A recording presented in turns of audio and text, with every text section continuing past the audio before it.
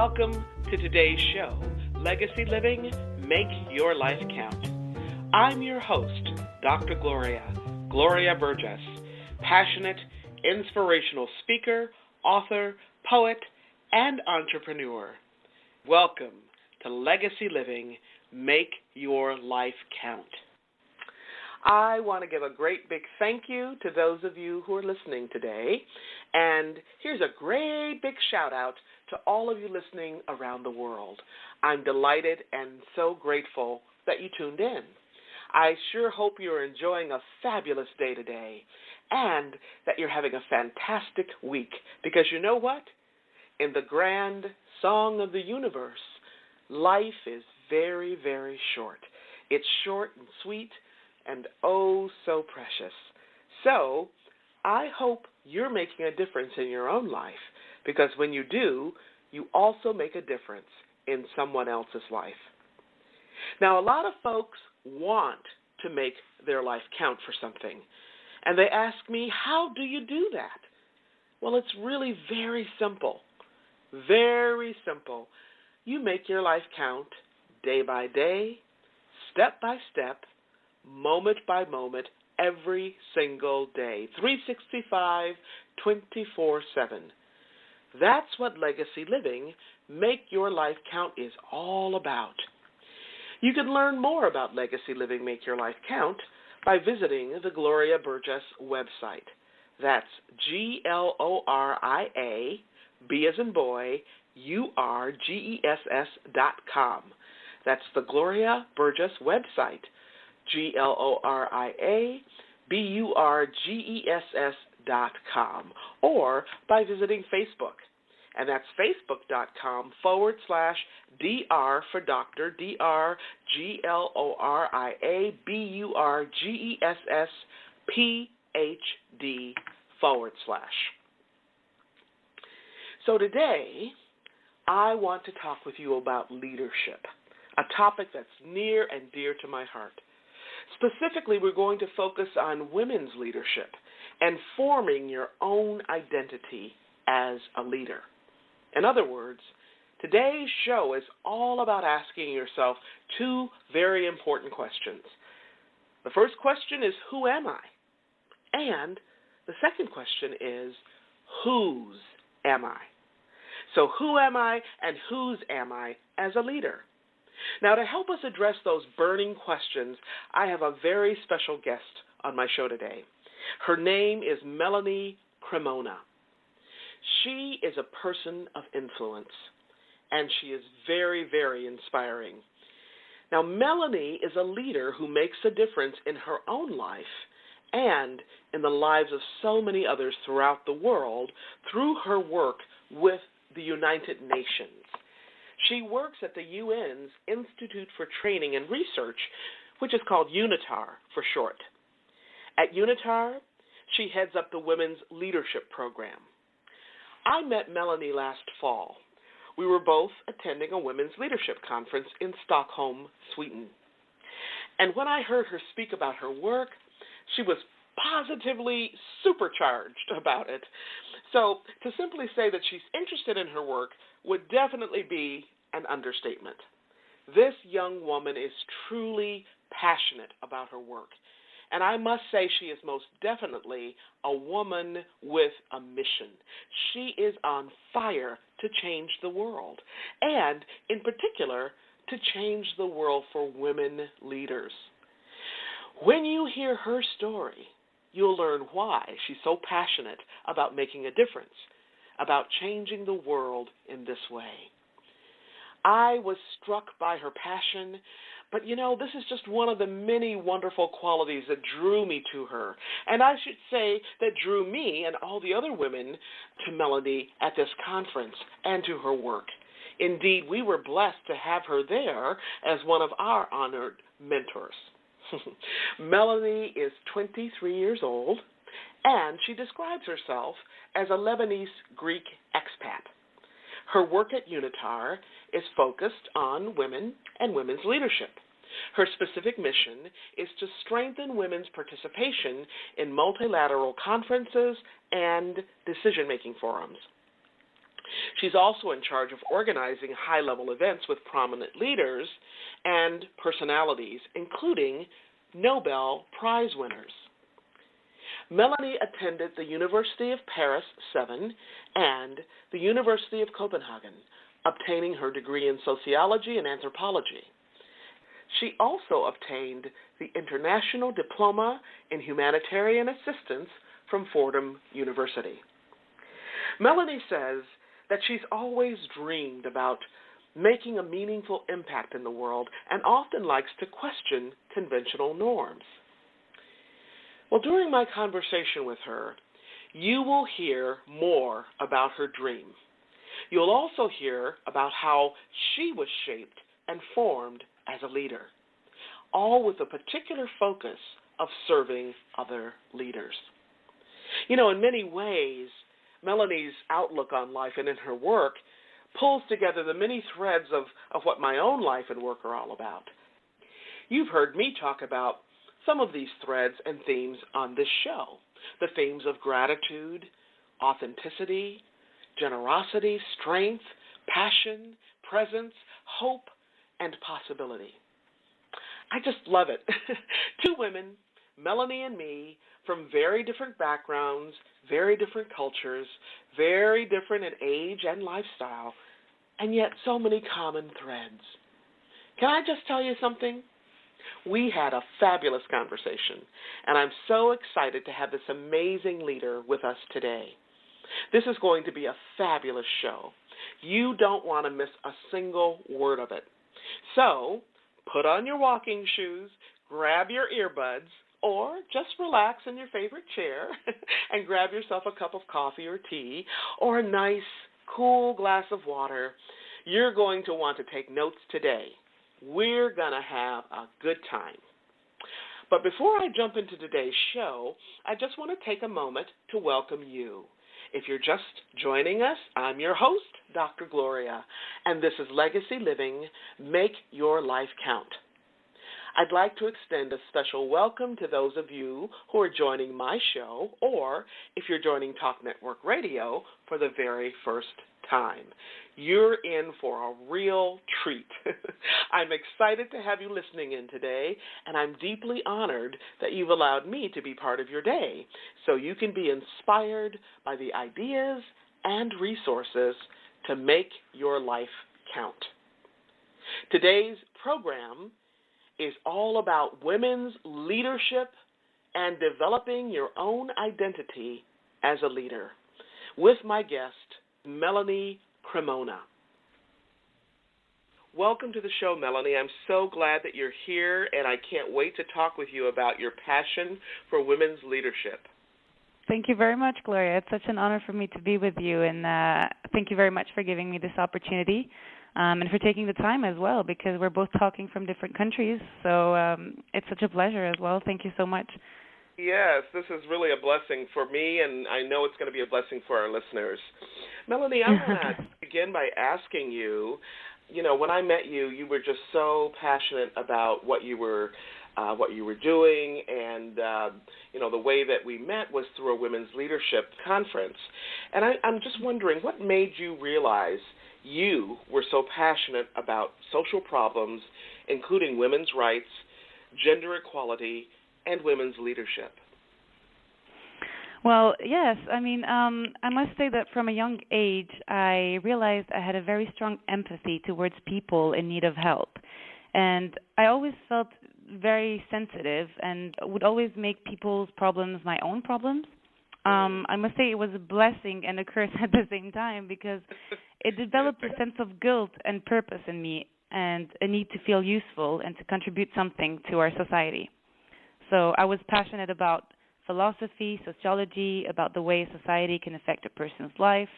And this was the reason why I decided to pursue a degree in sociology. And during my degree, I had to take a gender and sexist course, which was mandatory. And I was very skeptical and a bit weirded out about it, because I was a firm believer at the time that there was no need to work on feminism, and I was very judgmental, so I believed that anyone who wanted to be equal to men clearly lacked a lot of ambition. So I realized I was really stubborn as well during my degree, and I learned so many things that brought me back down to earth. So, so many things really made more sense as well around my identity as a woman, and I started understanding how my Lebanese background play a major role in shaping my identity as a woman, and how badly feminism was needed in our society. Especially coming from a Middle Eastern country where it's true that compared to other Arabic countries, women might have a bit more rights, but there are still so many loopholes in the law and so many issues that no one talks about. I also had the chance to do an exchange in Copenhagen for 1 year, and at the time, the prime minister was a female, and there is also the queen who plays an important role in the society there. So all these things opened up my eyes and made me realize I was really passionate about gender issues, and really made me want to work for the UN and do something about all these problems. Well, thank you. That's quite a background that you have there, Melanie. Thank you for sharing that with us. Can you talk with us a little bit about some of the challenges that you faced as a woman? You mentioned your Lebanese background, and how did your background shape your identity in that perspective? So, yeah, I grew up in a society where, paradoxically, you can find many women holding leadership positions in the workplace and being very equal to men. And yet there are still many, many loopholes and paradoxes. So if I can give you an examples, women can get loans for plastic surgery. In religion, the age for marriage is still 9. And in the law, men can rape women as long as they marry them afterwards. Also, women are not able to give their nationality to their children. And there's no clear distinction between sex and rape during marriage because a wife needs to fulfill her duties. And religion and patriarchal norms still persist. So let's say there are still a lot of patriarchal problems and issues towards gender equality and respect for women, which makes things really difficult to understand. And given these facts, it has become very difficult to find my identity because women are over-sexualized, but at the same time, if they are sexually liberated and free, they still face a lot of judgment. And I grew up myself being a tomboy, and I still struggle to this day to be very feminine. This means that I was often asked why I was wearing men's clothes, or didn't wear enough jewelry or makeup, or that I should probably find a husband instead of working and focusing on my own growth. So I have listened to a lot of women while growing up being beaten by their husbands, raped, or forced to abort. I've listened to women who were scared to talk about their relationships, or to this day are still very much afraid to talk about sex, relationships, or anything related to it, simply because it is taboo. Yes. So these perceptions of how women should be and behave were the main challenges I faced, and it's only when I was able to travel and educate myself that I became more comfortable with my femininity and to become a tomboy without worrying about it. So I still face some comments from time to time, even about the fact that I consider myself a feminist. But it affects me less and less. And I also do feel bad for many of my friends in Lebanon and in other countries where the rights of women are oppressed, where women are oppressed, who still struggle to be free women and liberated women. So nowadays, I do feel a bit more comfortable to be directly involved in contributing to the enhancement of women's leadership. But and the fact that being given the chance to work on the Women's Leadership Program was a blessing that came into my life at the right time and at the right moment. But the challenge I face as well is seeing all these women still struggling, I must say. Yeah, well, thank you. That's amazing, the many, many contradictions and what you call paradoxes in your culture. And I think you actually speak for many women around the world. I get to travel and speak in various countries, and although, on the surface it seems one way, when you just go like 1 or 2 layers deep, you find all of these paradoxes in these various places elsewhere. So thank you for addressing that and for naming those things. I appreciate it. Let me ask you, in your opinion, what are some of the challenges that women face, specifically with regard to leadership? And if you could change one thing, if you could just make it happen, what things would you change? Could you just talk to us a little bit about that? Yes, it's a very difficult question, and it's actually really interesting at the same time because there are so many things that need to change. And there are things that can be easily changed and some things that are very difficult to change. So if I could, first of all, I would change the law and everything related to law and religion, because in Lebanon, for example, at least, law is mainly based on religion, and there are so many patriarchal norms that still persist in religion. But then again, you may want to change the law, but there is still the culture that persists. So it's hard to really tell at first because someone will want to change the law, but the most difficult thing to change nowadays is the culture. And if I could change the way the culture is and the way we communicate with each other, because I believe nowadays there is a lot of there is actually a lack of meaningful conversation in society, and people who want to talk about subjects that are as taboo really fear to be judged. And I still struggle a lot with the culture and the communication. So if I could change this, I would change definitely the way people think about women, and because there are so many people I talk to who do not believe gender inequality is such a big deal, and to focus on it would probably bring more positive discrimination, or even worse, make gender distinction persist. Yet gender equality is such an easily achievable goal compared to war, for instance. And to this day, culture is the number one obstacle we all face. So if I could change things, I would definitely start with the law, which is the basis of everything in their society nowadays, and the culture especially, because I would change this as well through communication, and that's why I try to do every single day and try to really talk and dare to talk about subjects that people are afraid to talk about. I don't know if that makes sense. Oh, it makes all kinds of sense, and I appreciate you bringing in the fact that culture is such it's like a multiplier, It yes, makes everything exactly. very difficult to do. It's like, I don't know that much about your culture, but as I hear you talk, I'm imagining that there's so many things from the past for hundreds, maybe even several millennia, that are so deeply rooted in the culture that, changing those kinds of things is just very, very daunting. Not impossible, but daunting. Yeah. Yeah, that's true. So thank you again, Melanie, for shedding the light on some of these areas that you care about, that you're passionate about. And I'm wondering, I know that you work at the UN, and can you tell us a little bit about what you're currently working on there, and what drew you specifically to work on the Women's Leadership Program? Okay. Yes, for sure. I mean, it's certain that my passion for human rights and sociology and contributing to the enhancement of our world brought me to work for the UN. It was certainly a childhood dream, and I specialized in humanitarian assistance initially. But life brought me to Geneva at the heart of multilateral diplomacy, and the Women's Leadership Program was handed out to me.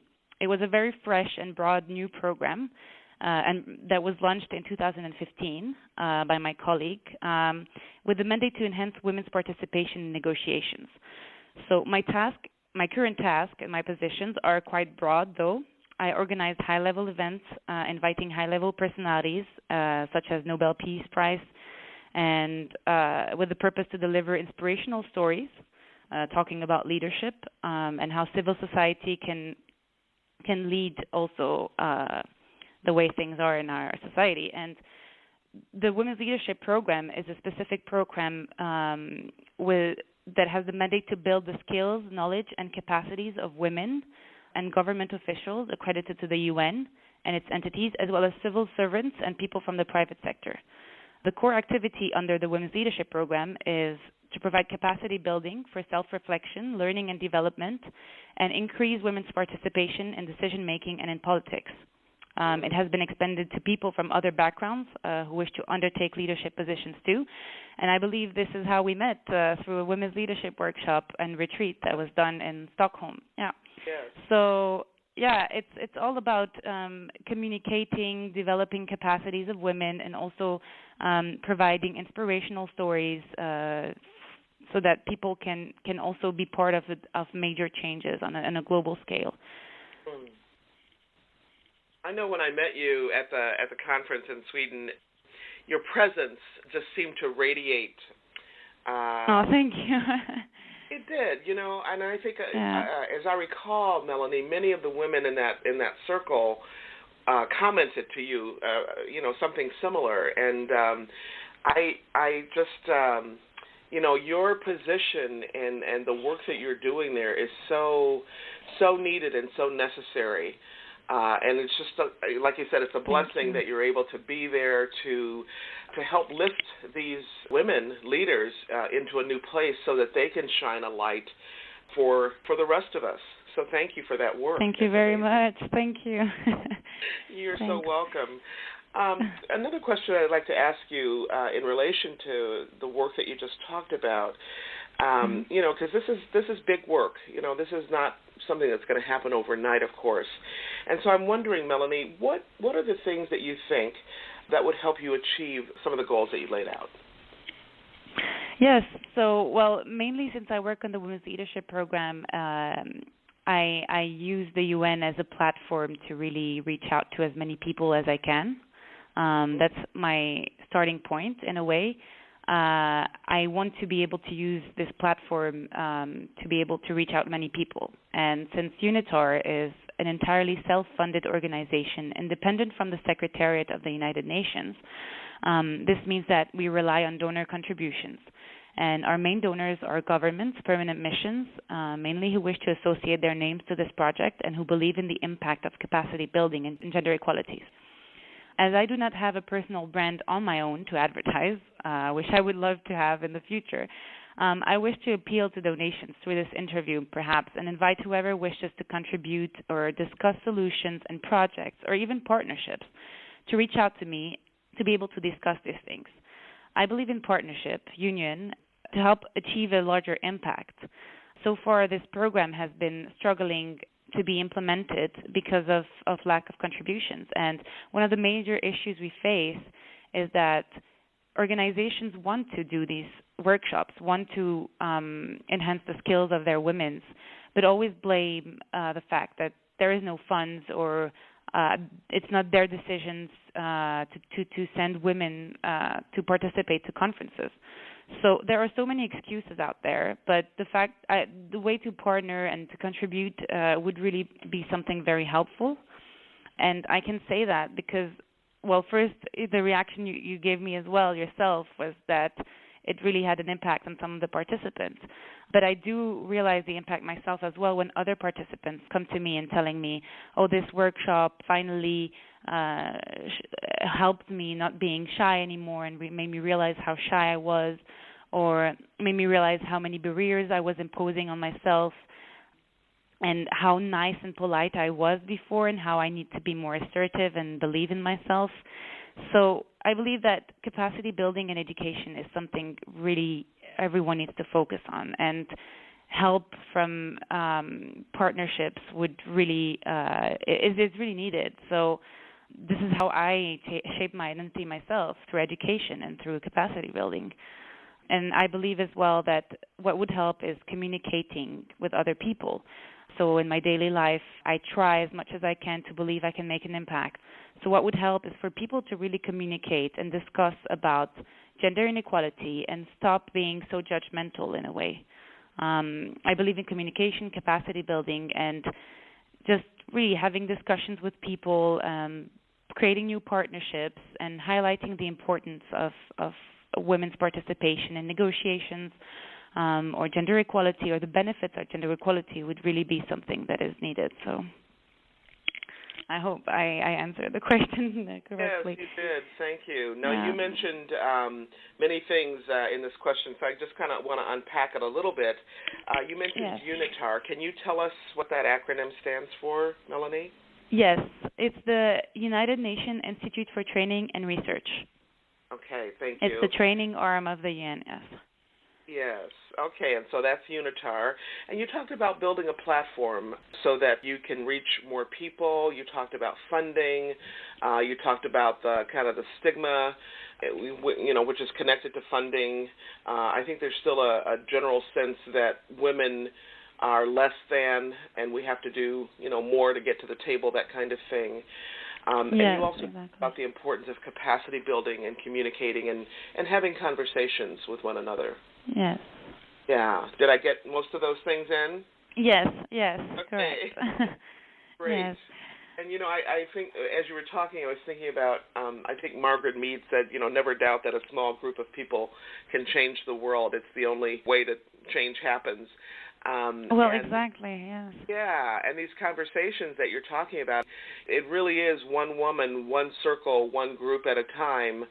And I'm just delighted that you are involved in this work. So thank you again for what you're doing and what you're sharing. And I'd love to ask you a question. We talked about this several months ago when we just chatted about the show. So this is a more personal question, not about your work per se, but a more personal question, Melanie. Is that okay if I ask you one of those? Of course, of course. Okay. I would love for you to just talk a little bit about one or two or, some of the women in your life, women leaders in particular, who have influenced you and your leadership.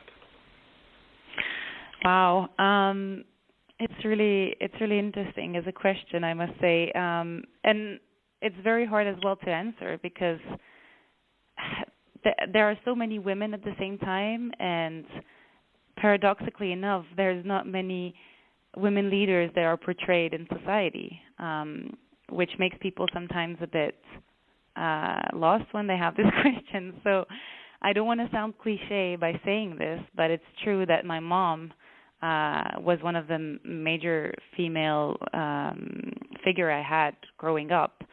And it could really sound cliche because everyone grows up with a female figure that is close to their family in a way. But my mom was really a very strong woman, and she really had a very tough background because she had to take care of her parents alone. She had to really work hard and set aside her education to be able to really provide for her own parents. And I've never seen her cry or being devastated. And I'm not saying that's a good thing at the same time, but I've seen her always very strong and very resilient, which really inspired me in my leadership journey because I realized that it's true that life will give you a lot of lemon. It's really how you deal with them that will shape your personality in a way. And her sister were quite strong women, and they were very. My aunt as well was very involved in protest when she was young, and she's very. She's a leader in her own heart, and those two women influenced me a lot. But if I have to speak about famous figures, I must say that maybe Rosa Parks and Oprah were two female leaders that inspired me for their determination and for embracing their challenges and doing something about it. And also, it really might sound silly, but when I was younger, I grew up watching a lot of TV shows. And these TV shows had a lot of female protagonists. They were goofy and who were embracing their goofiness and clumsiness and at the same time being comfortable with it. And I do believe this is needed because it really allowed me to be very comfortable with my own self. So I also grew up watching the Powerpuff Girls, which is an animated cartoon and might sound really innocent, but the fact to see that women had powers while at the same time being feminine and embracing their own femininity and characters was really inspirational for me because I really wanted to grow up being a superwoman, and this helped a lot in my determination. Yeah, and what I think you're saying is that it helps to have role models. Even as a child, you don't think about your mom or your aunt or these figures that you're watching on TV. You don't think about them as role models, but they impress you in some way. Something about their spirit, something about, as you mentioned, how they overcome challenges, their determination. It just ignites something within us, doesn't it? Yes, exactly. I mean, it's very silly to say it and to talk about cartoons and TV shows, but it actually really plays a major role. I mean, if you grew up watching tales where there are princesses waiting for their princes, You might have a different perspective than watching girls who have powers and are saving the world before bedtime. So I was really always inspired by that, and I do believe that nowadays we really need more figures like that to provide to young women, because I discussed a lot with women that were younger than me, and the fact that I highlighted all these things about masculinity and being afraid and ashamed of your clumsiness or your goofiness or things like that really talked a lot to them, and they were like, oh, thank God someone is thinking the same as me. And we really tend to hide all these problems, but they're quite important in my opinion, and yeah, so these were the thank you. You know, what you're saying is right in my sweet spot, because the images that we project, whether they're through cartoons or TV shows or movies or, you know, magazines or whatever, we are what we consume. And if we're consuming images of women that are stereotypical and that keep us bound and repressed and restricted, that's what we're going to metabolize for ourselves and imagine for ourselves. I'm reading a book by Thomas More right now that I love. I've read a number of times. It's called Care of the Soul. And he, you know, one of the things he talks about that just really grabs me, he says being follows imagination. And so when you say that you saw these images that, you know, were goofy images that allowed you to be comfortable in your own skin, I mean, that makes so much sense to me. I think we talked about the arts and leadership and how we can use the arts to really help transform those images into images that are women who are innovative and imaginative and creative and all of those things. So thank you again for sharing that bit about yourself. Yeah, thank you for listening and not judging as well, because I mean, people can say, oh, well, out of all these female leaders, these are the ones that she could come up with. But as you say, I mean, we were shaped by what we watch and see when we grow up. So I do believe it's important to address this issue. Absolutely. Thank you. So I'm wondering if there's a project that you're working on right now or something that's coming up for you that you'd like to make sure that our listeners hear about? Yeah, one of the projects I currently work on is the Women's Leadership Program, as I previously said. This program is really important and dear to my heart because I do believe in capacity building. I do believe in education and enhancing skills that many women need. And I know this because of the feedback I've received from lots of participants who took these workshops and who came to me and told me that it really changed their lives in a way, and it really opened up their eyes, and it made them more confident in themselves. And this acts as a multiplier effect because they can go back to their capitals in a way or to their countries and provide trainings on their own to other women. And I think that this program is really important, and people can reach out to me at any time at leadership@unitar.org to discuss, to even share experiences, to discuss possibilities of partnerships or contributions. We really want to be inclusive in the UN, try to really work on partnering with other organizations to provide more workshops and on a larger scale. So this is my professional project, which is also a personal project. But as a personal project, I've been trying as well to really tell people about the importance of women's leadership and gender equality.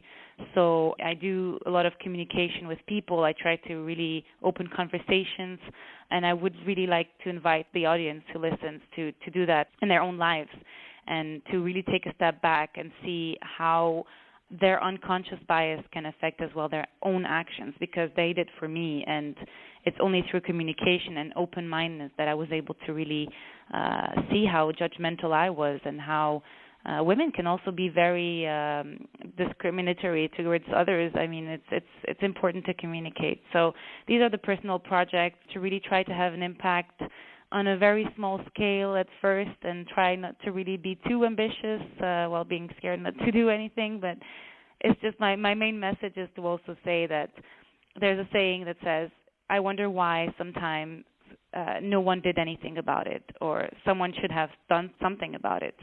And it's important to realize that you are that anybody, and you are that something, that someone, and you can do something about anything. And it doesn't have to be a major impact or something that is really big. It can be really a conversation or a communication with someone or a remark or taking a step back towards our own beliefs and our own judgments, to try to be more open. And anyone can make a change at any time. And, yeah, I do believe that this is really important. So, yeah. Yeah, well, thank you. What you're saying is so important. Many people that I meet in my leadership travels, I work with leaders of all ages in lots of different cultures, women, men, young people, etc. And a lot of times they go, I'm just one person. What can I do to change the world? And as you just said, Melanie, it doesn't have to be huge. It doesn't have to be written across the sky, right? It doesn't. It can be one small thing in your world that makes a difference in somebody else's world. And that really is, I think, the heart of this work, of leadership work. There's some things that are very large in scale, and there's some things that are fairly small that are, within our reach, within our grasp. So thank you for making that distinction for our listeners. Yeah.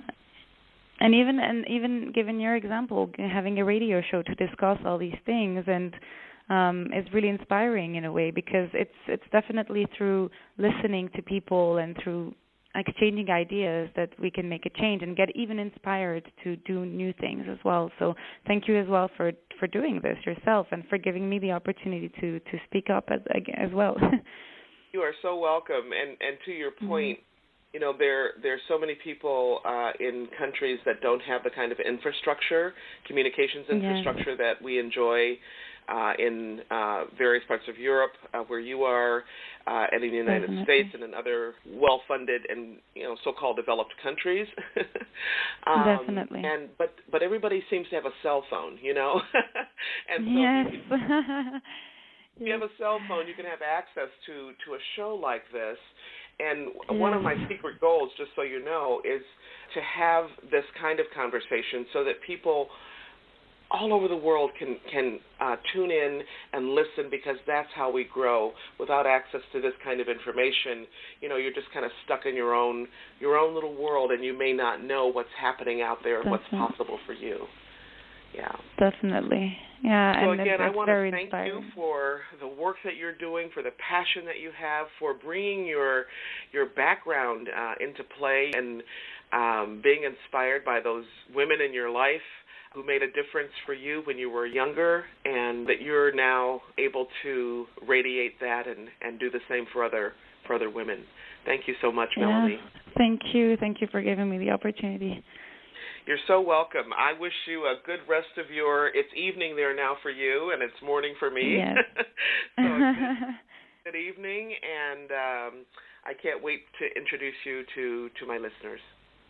Great. Thank you so much. And thank you also for the audience who are listening as well. All right. Thank you. Fantastic. Wonderful nuggets. Thanks again to Melanie Cremona for being my guest today. If you'd like to learn more about Melanie's work, or, as she mentioned during today's conversation, if you'd like to donate to Unitar's programming to support women leaders, you can reach out to Melanie via this email address, and that's leadership@unitar.org. leadership@unitar.org.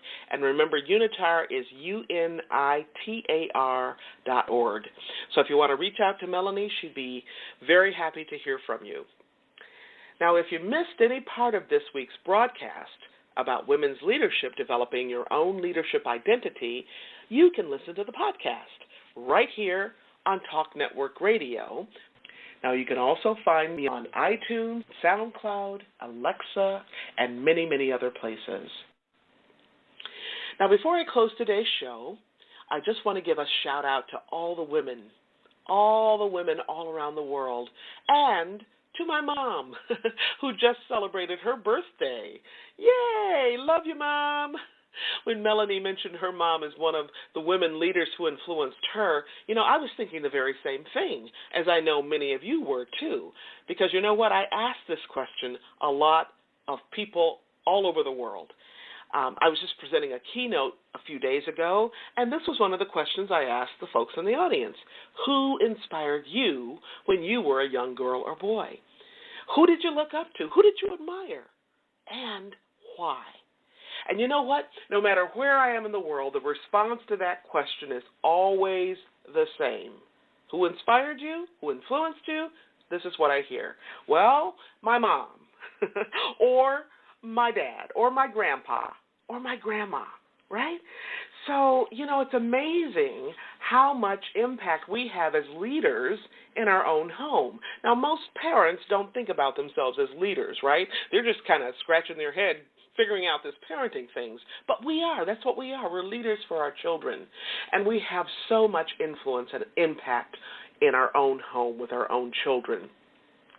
So moms and dads out there, even when it seems like your daughter or son isn't paying attention, let me tell you something. They are. They're listening, okay? They're listening, and they're soaking it all in. And more than anything else, they are watching you. Let me be really clear. They are scoping you out. They're observing every single thing you do, every little nuance, right? More importantly, they're watching you because they want to see if what you say and what you do line up, right? Our actions really do speak much louder than our words. A good friend of mine, who's a former CEO, she says this, whether you're a parent or whether you're in the boardroom, as a leader, in any context, your walk has got to talk louder than your talk talks. That's great, isn't it? Let me repeat that. She says, your walk has got to talk louder than your talk talks. Now, why is that? Because that's how we build the bridge called trust, right? That's how we strengthen our bond with those we love. That's how we deepen our relationships, one step at a time, inch by inch, mile by mile, and smile by smile, at home, at work, and in any area of our lives. Every single day, 365, 24/7. So, ask yourself, how is your walk lining up with your talk?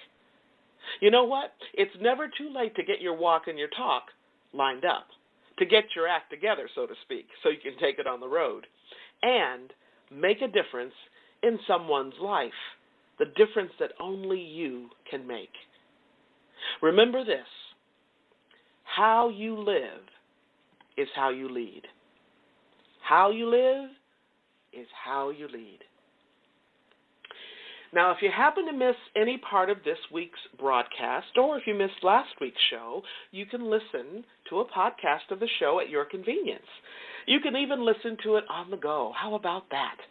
You can check us out at www.talknetworkradio.com/legacyliving.html. That's www.talknetworkradio.com, all smushed together, no hyphens, /legacyliving, LEGACYLIVING.html. Before I close today, I want to thank each of you for tuning in to today's show and for allowing me to share just a bit about my journey with what legacy living is all about. Not just living and learning, but living and learning and serving so that you make a difference in your own life and in the lives of others. It's about being on purpose every single day, 365, 24/7. Legacy living is one of the many ways to make your life count. Once again, thank you for joining me for today's show. I'm your host, Dr. Gloria Burgess, and this has been Legacy Living, Make Your Life Count. Please join me again next week right here on Talk Network Radio for another show of Legacy Living, Make Your Life Count. We're here again right here, Talk Network Radio. Don't miss it. And don't just count the days in your life. Make the days in your life count. That's what legacy living is all about. Have a fantastic day. And remember, make the days in your life count. God bless you.